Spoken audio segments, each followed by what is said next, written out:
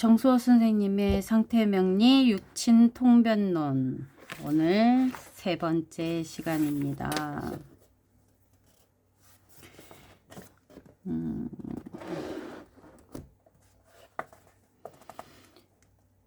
이 귀신의 십신이 어떤 궁위에 있을 경우, 관성이 귀신인데 어떤 궁위에 있다면 그 해당 궁위에 해당하는 궁주가 대표하는 육친은 성실하고 후덕하다 하나 관제구설에 휘말리며 병이 많고 다난하며 빈궁하며 비천하며 담이 적고 겁이 많은 사람이라 한다. 만일 7살이 귀신인데 연주에 있다면 그 조상과 부모 연배가 만성병이나 악재를 얻거나 혹 투옥의 재난이 있다. 재성이 귀신인데 어떤 궁위에 있다면 그 해당 궁위에 해당하는 궁주가 대표하는 육친이 재로 인하거나 혹은 여자로 인하여 재난에 빠진다. 또 가정이 궁핍하고 공궁하다. 식신상관이 귀신인데 어떤 궁위에 있다면 그 해당 궁위에 해당하는 궁주가 대표하는 육친은 재능이 있으면서도 그 재능을 발휘할 기회를 만나지 못하고 다병하고 상재한다. 식신이 왕하고 귀신이라면 그 사람의 신체가 나쁘며 건강하지 못하다. 또한 빈궁하기는 하나 성실한 면은 있으며 인연 역시 좋다. 상관이 왕하고 귀신이라면 이는 투옥과 관제를 나타내니 상병하고 상제한다. 상관은 또한 명예와 명성을 손상하고 식신은 상관에 비하여 그 정도가 약하므로 크게 나쁘다곤 하지 않는다. 인성이 귀신인데 어떤 궁위에 있다면 그 해당 궁위의 궁주가 대표하는 육친은 충우하고 성실하며, 충우가 아니라 중우가 아닐까요? 중우하고 성실하며 가업은 청빈하고 평담하다. 예를 들어 편인이 귀신이라면 그 궁위를 대표하는 사람은 인정에 얽매이지 않고 단지 자신에 의존하며 남의 탓을 하지 않으니 인간관계가 길다 할 수 없으니 비교적 고독하고 적막하다. 이런 사람은 주위의 사람과도 왕래하지 않으니 사교력도 떨어진다.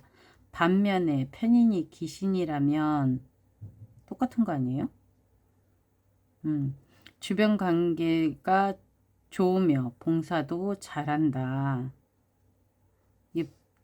예를 들어 여기 편인이 귀신이라면 그 궁위의 대표는 인정에 얽매이지 않고 단지 자신에 의존하며 남의 탓을 하지 않으니 인간관계가 길다 할 수 없으며 이렇게 있는데 여기 또 하나 또 있네.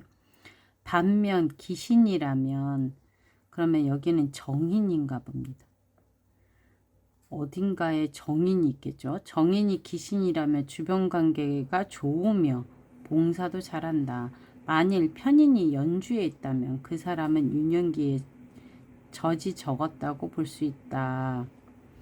여기 보면 정인일 겁니다. 하나는 정인이 귀신이라면 인정에 얽매이지 않고 자기 자신을 의존하며 남의 탓을 하지 않으니 비교적 고독하고 적막하다. 비겁이 귀신인데 어떤 궁위에 있다면 그 해당 궁위에 해당하는 궁주가 대표하는 육친이 일생 분주하고 힘들게 살아가며 반드시 가업을 파하는 경험을 갖게 된다.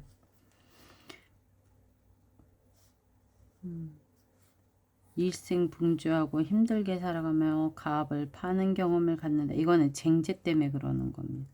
비견이 귀신이고 어떤 궁위가 있다면 그것은 빈고하기는 하지만 성실한 면은 있으며 남을 침해하지 않고 다른 사람의 편익을 침해하지도 않지만 겁제인 경우에는 앞과 같은 위법사항을 범하는 경우가 크다. 그러니까 기신인데도 불구하고 비겁 겁재가 다르고 정제 편인이 다르고 아니 정인 편인이 다르고 정관 상관이 다르고 뭐 이런 거예요. 참. 그러니까 팔자는 기본적으로 잘 타고나야지 되는 게 맞나 봐요. 앞에서 팔자는 육친의 간법을 모두 명확하게 논술하였으니 독자들은 명백하게 이해하였을 것이다. 일주와 육친성이 희기는 단지 명주와 그 육친의 관계가 어떠한가 도움을 얻을 수 있는가의 대표이지 그 육친의 부귀빈천 정황을 대표하는 것은 아니며 또한 궁의의 희기는 그 궁의에 대응하는 육친의 부귀빈천의 정황을 대표하는 것이지 그 육친이 일주를 도와주는 도움 부분을 표시하는 것은 아니라는 것이다.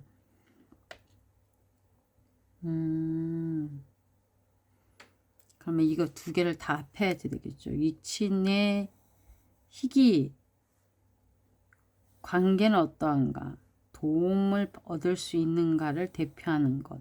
그리고 궁의의 희기는 그 궁인에 대한 육친의 부귀빈천 정황을 대표하는 것. 이 육친이 일주를 도와주는 도움 여부는 아니라는 것이다. 예를 들어 연월주가 희용신이라면 이것을 설명은 일주의 조상 부모 집안 환경이 비교적 좋았다는 것. 만일 연주에 다시 부모성이 있다면 현재나 정인이 있다면 이거는 부모가 돈이 있고 가정 조건이 좋아 일생 자신에게 도움이 있다는 것과 그 희용신이 왕할수록 그 도움은 크다는 것을 표시한다. 만일 연월주가 일주의 기신이고 오히려 부모의 일주의 희용신이라면 부모성이 일주의 희용신이라면 그러면 이건 연월주의 기신이 있고 부모성은 그 일주의 희용신이라는 건 그 재성하고 인성이 나한테 필요한 거니까 신약한 경우 아닐까요? 일주의 희용신이라면 그것은 부모와의 일주의 관계는 좋아 감정상 화목하고 사이는 좋지만 부모의 가정 환경이 나빠 자기를 돕고 싶은 마음은 있지만 그 힘이 부족하니 자연히 일주에 대하여 도움이 오히려 작다는 것을 나타내는 것이다. 만약 연월주가 일주의 희용신이고 반대로 부모성이 일주의 기신이라면 그러니까 연월주에 있는 게 희용신이라면은 일주의 그 부모성은 기신이다. 그러면 재성이 기신이거나 뭐 인성이 기신이니까 인성이 기신이라는 거죠. 이것은 부모의 가정 조건은 비교적 좋지만 그러니까 연주 월주가 희용신이 들어가져 있고 좋지만 일주와 부모의 관계가 좋지 않아 자연히 부모는 일주와 멀어지니 이로 인하여 부모가 명주에 대한 도움이 적다고 추론하는 것이다. 사례를 볼까요? 건명 그러면은 을사년, 갑신, 갑인, 무진시까지네요. 그러면은 갑인일주가 신월에 태어났으면 일단은 신령했는데 신령한 사람이 갑목이 모강화죠. 모강, 제왕,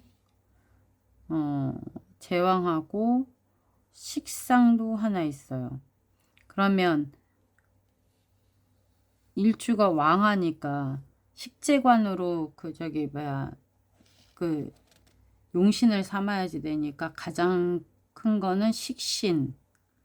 일주가 편왕하니 재관을 용신 삼고 인비식상을 꺼린대요. 편왕한데 왜 인비식상을 꺼릴까요? 그러면은 관월령이 있었기 때문에 그렇게 되는 건가?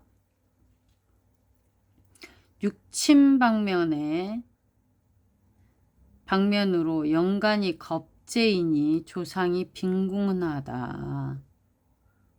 그쵸? 쟁제가 나는 거니까 빈궁하다. 월지의 7살로 비록 시용신에 해당하지만 궁이의 극성이 있으므로 간목이 있다는 얘기예요. 형제 중 현재 관직에 있는 사람도 있지만 요절이나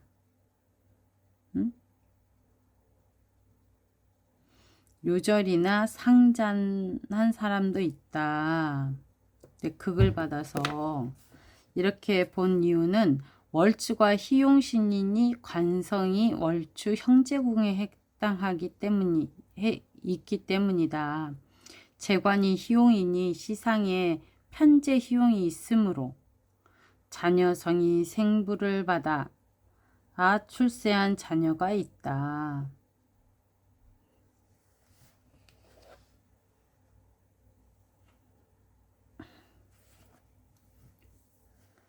명주가 어느 육친에 대하여 영향력을 크게 받는가에 대한 해석.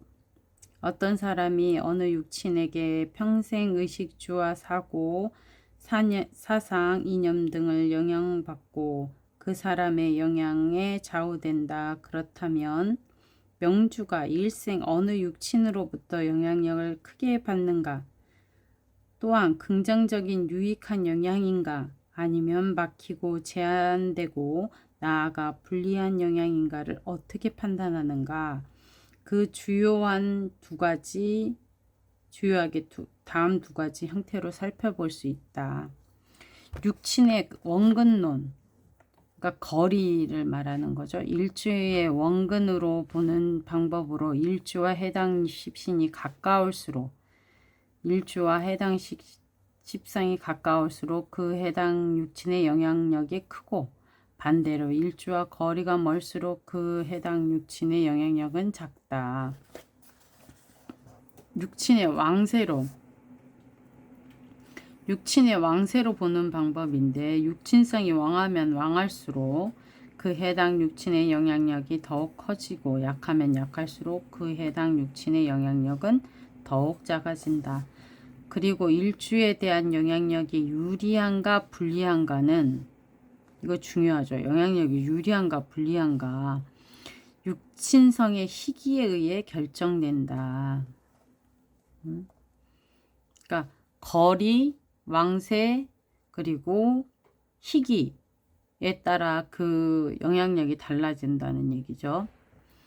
비겁이 귀신이라면 형제자매의 도움을 얻을 수 없을 뿐만 아니라 오히려 형제자매로 인하여 파제나 공궁에 빠진다.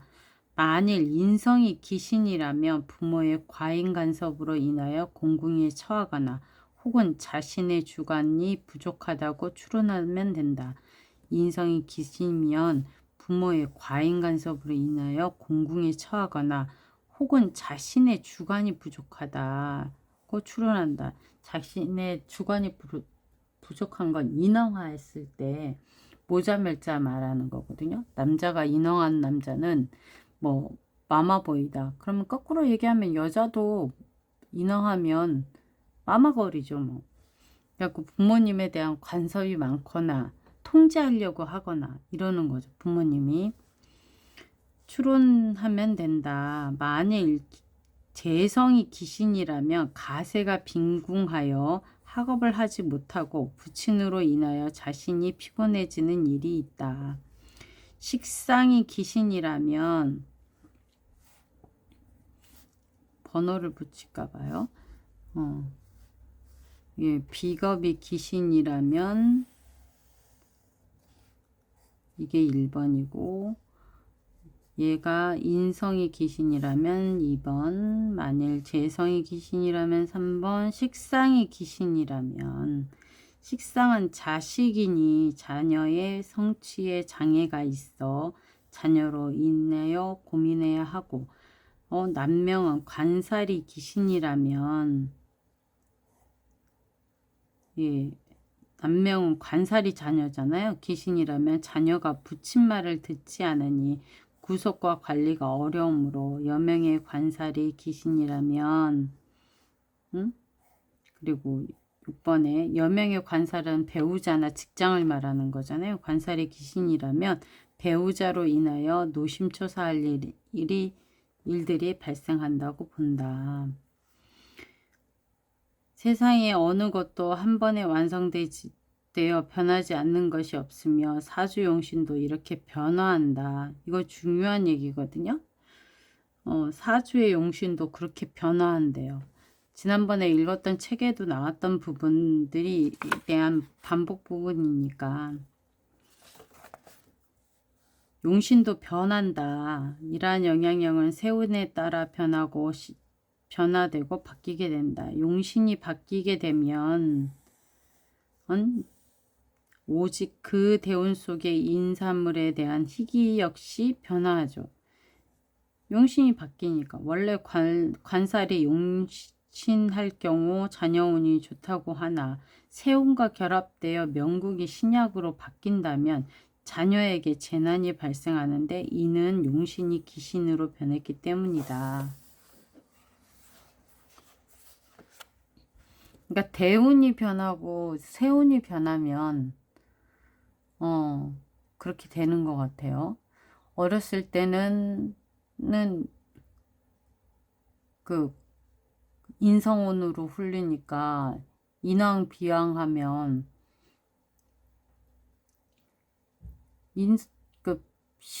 신왕한 팔자에서 인성운으로 대운이 흐른다 그러면은 간섭하고 억압하고 뭐 이러는 게 많고, 그리고 인성이 귀신인 거죠. 관은 원래 약했으니까 관제가 약하고 시광하고 하면은 식상으로 이렇게 풀어나가야지 되는 건데 비식으로 이렇게 해야지 되는데 인성운이 와서 공부를 했으면 좋겠지만 인성이 귀신이다 보니까 공부도 많이 못하고 부모의 간섭도 심하고 뭐 이렇게 되는 거죠. 근데 나중에 보면 이제 이게 다시 관운으로 변하는 경우가 있잖아요. 관왕해지는 운. 대운에서도 관운이 와서 그 지지에 약했던 그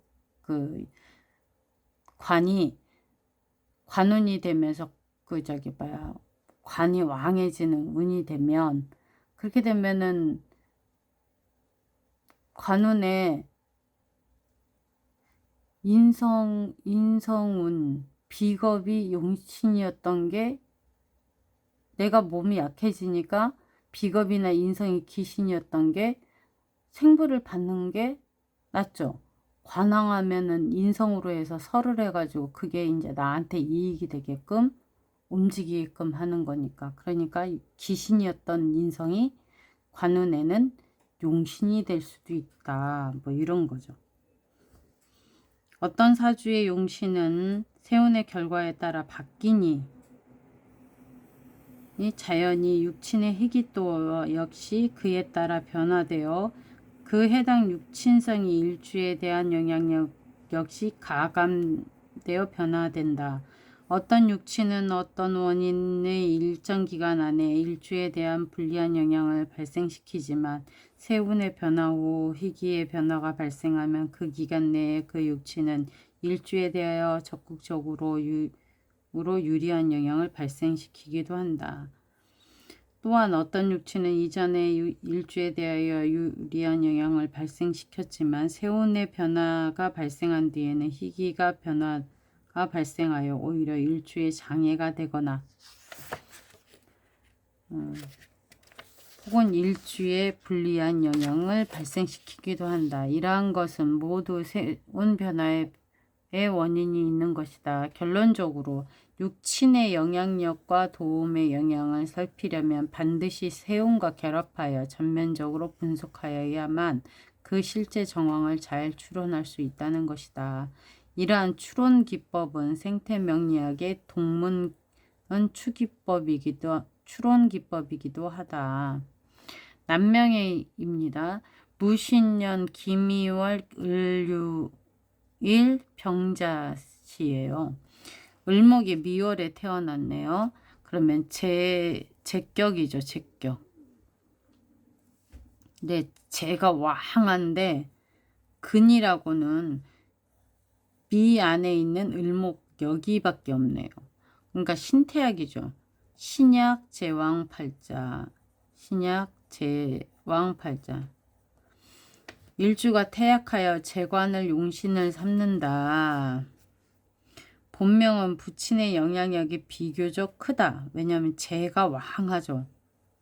그리고 관도 있어요. 이게 태약한데 왜 재관을 용신을 삼느냐. 너무 태약하면 오히려 도움을 주는 게 걸 싫어한다 이 얘기가 있거든요. 그게 삼명풍의 쪽인가? 에 있습니다. 본명은 부친의 영향력이 비교적 크다. 재왕하니 일반적으로 재성이 왕하면 부친의 영향이 크고 인성이 왕하면 모친의 영향력이 크다. 38세 대운에 그러면은 여기서는 재관이 용신이었잖아요. 재생관, 토생금이 용신이었어요. 근데 38세의 대운에 개해 대운이 됐어요. 그러면 인성운이 강하게 들어왔네요. 그러면은 개해 갑자 대운으로 흘러 태약한 일주가 편약으로 바뀌게 되니 태약했던 팔자가 편약으로 바뀌었어요. 그러면은 인성이 이때는 재관이 기신이 되는 거죠. 기신이 된다. 현재 부모와 같이 거주하고 있는데 그 이유는 일주 을목이 미토중 장간 을목으로 득근하고 편제가 가까이 있기 때문이다.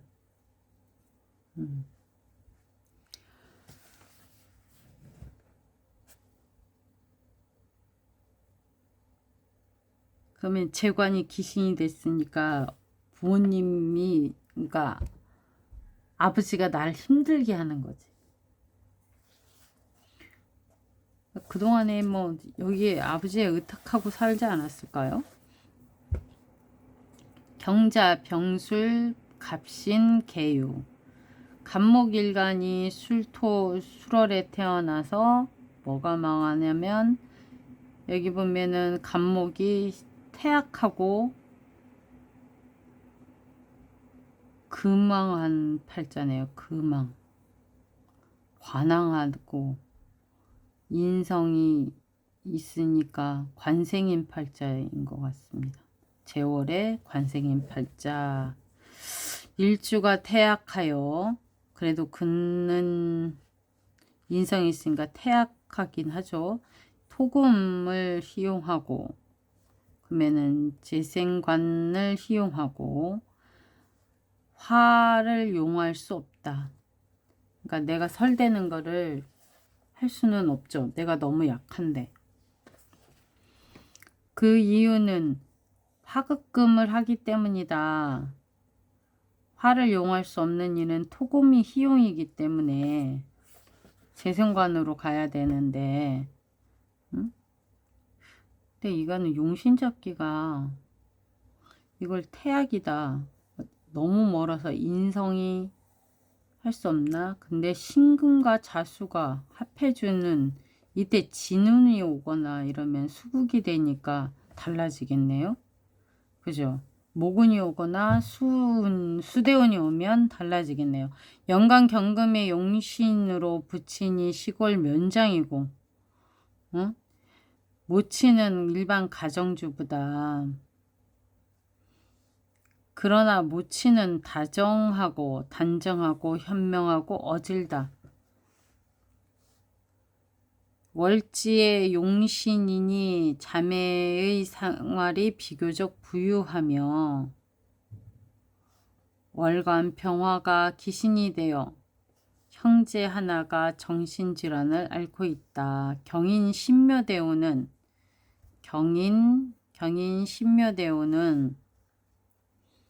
일주가 태약한 것이 오히려 편약으로 변하니 용신도 인성과 비겁으로 변해하였다.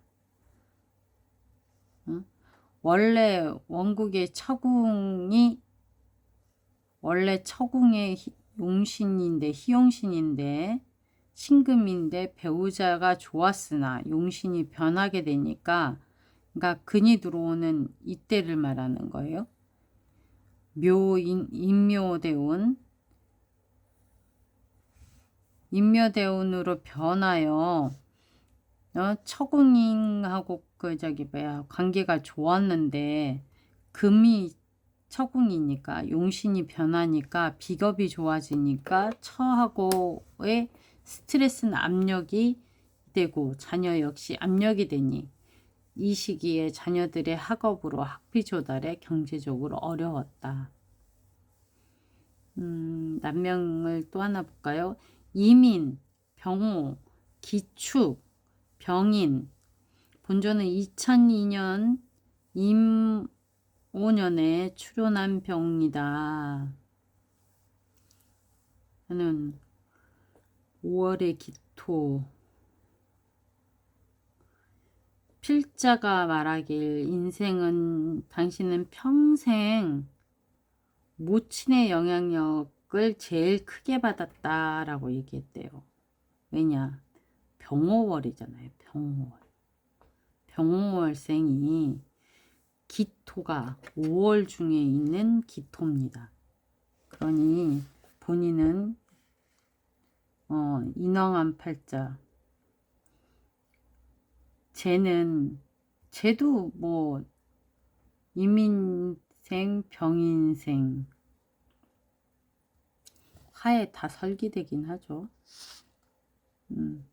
모친은 곳곳에서 당신에게 관심을 갖고 사랑하고 보호하며 당신에게 무슨 일이 발생할까 노심초사하고 앞뒤로 당신을 감싸돌며 본래 당신의 처가 하여야 할 모든 책임을 추고 책임과 의무도 당신의 모친이 개입하고 이게 인호해가지고 삼합도 이루어져서 화곡으로 변해버리죠. 이게 당신들 부부 사이에 끼어들고 있다. 이러한 일들은 모친이 관여할 일도 관여하고 관여하지 말아야 할 일도 관여하니 당신의 처와 모친과의 관계는 좋지가 못하다. 그쵸? 신금과 오가 화극금으로 극을 당하고 있으니까 아니죠. 축이죠. 축오 원진.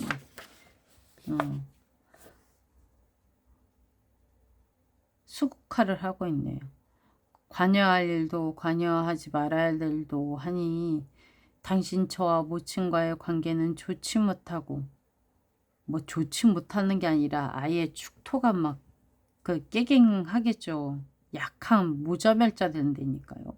모자멸자가 아니라 그 왕한 것을 건드려서 대노하시죠. 대노. 중간에 당신은 별 뾰족한 방법도 없어 고민이 많다. 또한 당신의 모친은 사랑하고 보호한다는 각도에서 당신 사업 분야에 곳곳에 관여하며 당신 스스로 책임지고 처리하는 것을 용인하지 못하므로 당신이 무척이나 피곤하다고 느껴진다. 당신이 하고 싶은 일을 할 수 없으니 당신은 사업 가운데 많은 부분이 모친의 간섭으로 인하여 잘못 처리되어 크나큰 공경과 고민에 처해져 있다. 당신의 부친은 크나큰 능력과 인내심이 없고 당신의 모친이 집안의 가권을 쥐고 있으며 집안의 모든 중대한 결정권을 모친이 쥐고 있다. 명국으로 본다면 근본적으로 그 부친의 작용은 명확하게 출현하지 못하고 있는데 그 이유는 편재성인 부친이 명국에 없기 때문이다. 여기 보면은 편재가 아니라 정재가 하나 약하게 있죠. 이민생이니까 기축일간이.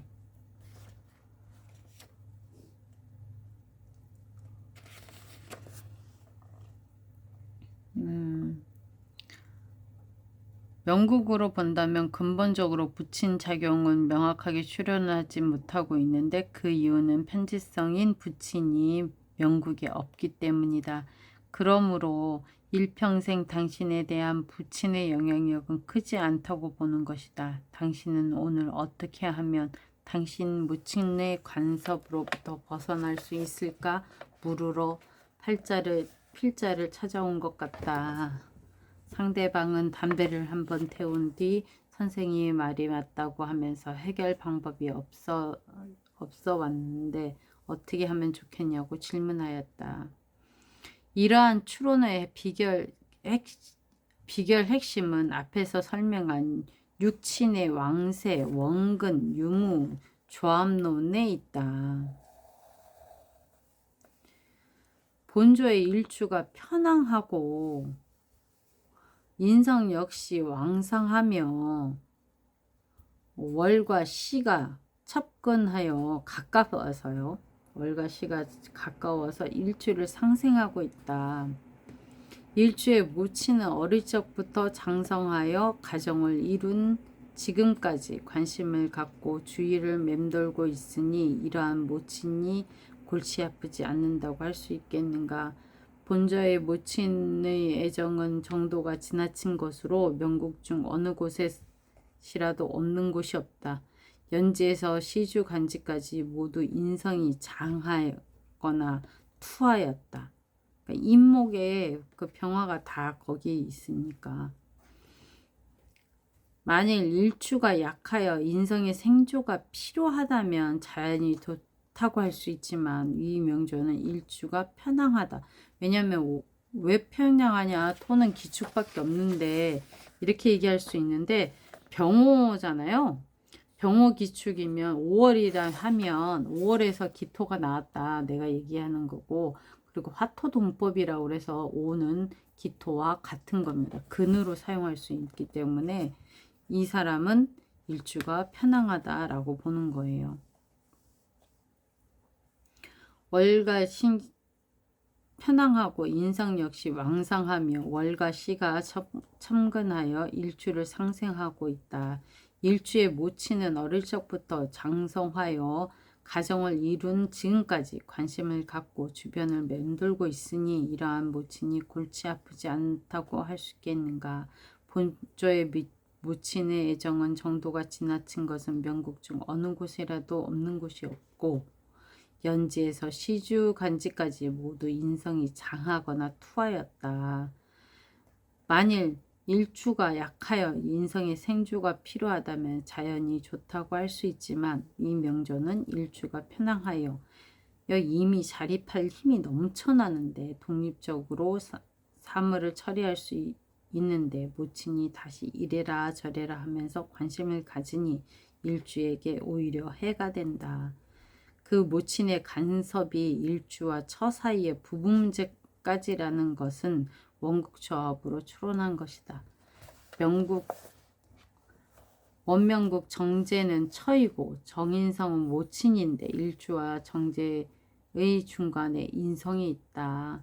즉 제와 일주는 격간이 되는데 그 의미는 일주와 정제 사이의 일을 인성이 간섭한다는 것을 나타낸 것이 아니고 무엇인가. 우리가 명리를 공부할 적에 현상의 본질을 연상하여야 한다. 그 이유는 어떠한 사주의 조합도 이미 의미가 없는 것이 아니라는 것이며 본조의 그러한 조합이 이미 조성되어 있다면 바로 필연적으로 어떤 특정한 표지상을 내포하고 있다는 것이다. 고부간의 관계가 나쁘다는 것은 바로 병화 인성이 재성 임수와 척근하여 병임으로 상충상극하고 있기 때문이다. 병화 인성이 왕하니 병화가 충을 주도하는 쪽으로 고부간의 갈등은 모두 월추 모친이 일으키는 것이다. 정재성은 처로서 극을 당하는 것으로 내심으로 인성이 시어머니를 극제하고 싶지만 휴수무력하고 방부하는 자가 없어 실력이 홀로이다. 세력이 홀로이다. 신금이 있기는 한데 연주에 올라간 임수가 시지에 있는 신금이 없었나요? 없네. 1점 수기가 없네요. 그러면은 축토, 기축, 축토의 도움을 받아야 되는데 축토도 너무 머니까 도움을 받을 수 없죠. 재성은 서로 극을 당하는 것으로 내심으로는 시어머니를 극제하고 싶지만 홀로이다. 그러므로 이 집에서 처인 자신을 지지해 주는 사람들이 없으며 있다 하여도 단지 정서상의 지지 정도에 불과하다. 왕한 인성 어머니는 눈 하나 깜짝하지 않고 처를 극하니 처의 고생은 말로 하기에 부족하다. 부친 편재성은 비록 희용이라고는 하지만 불연하여 그 역량이 없으므로 본래 임무를 수행할 능력이 없다. 인성이 왕하고 월주에 거하니 월주는 문호이므로 모친이 이 집에 가권을 쥐고 흔들다는 얘기다. 총결을 볼까요? 우리는 일주에 대한 각 육친 영향력의 크기와 그 영향력이 길한지 불리한지에 대한 판단하는 주요 관법은 그 육친성의 희귀로 관계를 결정한다는 것을 알고 있다. 선하다면 길한 영향을, 기하다면 불리한 영향을 가진다는 것을 본장에서 독자들이 육친의 정황 및 육친이 일주에 대한 영향이 어떠한가에 대한 진일보한 인식을 갖게 되었으리라 믿는다. 하지만 독자들은 일반 명서에 있는 이론들을 교조적으로 받아들이면 안 된다. 즉 명국의 희용신은 고정적이 아니라 세운의 변화에 따라 변한다는 것. 명국의 희용신이 세운과 대운의 변화에 따라 변한다는 것. 그러므로 육친성의 희귀와 궁의의 희귀 역시 같은 이론으로 세운의 변화에 따라 변화한다는 것이므로 육친의 부귀빈천 역시 변화하고 그 변화에 따라 육친과 자기의 관계 역시 변화한다는 것이다.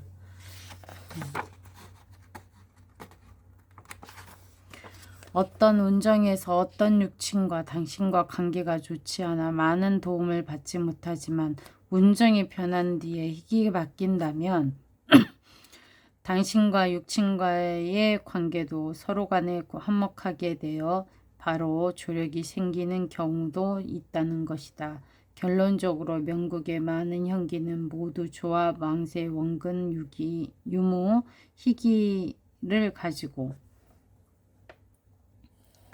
조합왕세, 원근, 유무, 희귀를 가지고 사회의 상식과 결합하여 이게 거의 중요하다고 얘기하더라고요. 사회의 상식과 결합하여 추론하며 나아가 반드시 세운과 결합하여 추론하여야 한 비로소 진정한 현실에 접근하게 되는 것이다.